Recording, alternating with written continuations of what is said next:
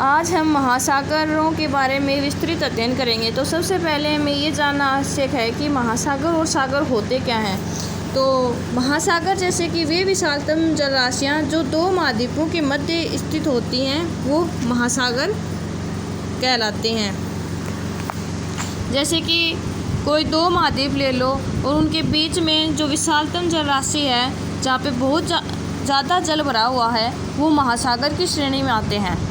और सागर देखो, अब महासागरों के किनारे पर महाद्वीपों के संलग्न छोटी छोटी जलराशियाँ जिनमें सागरीय तरंगें एवं ज्वार भाटा पाया जाता है सागर कहलाते हैं। जैसे कि भूमध्य सागर है, कैरेबियाई सागर है, अरब सागर है, चीन सागर है, ये सब।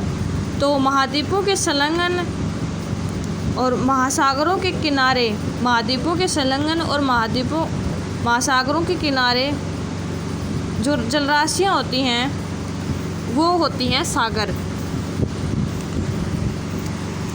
तो हमने ये देख लिया कि महासागर और सागर होते क्या हैं। तो अब महासागरों की हमें विशेषताएं देखनी हैं।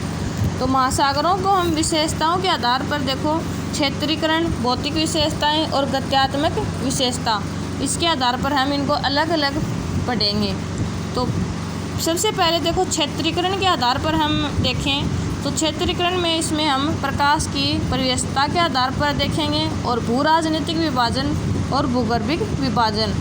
और भौतिक विशेषताओं में इसकी आती हैं लवणता, और गत्यात्मक विशेषताओं में इसमें आते हैं ज्वार भाटा है, महासागरीय धाराएं हैं, ये सब।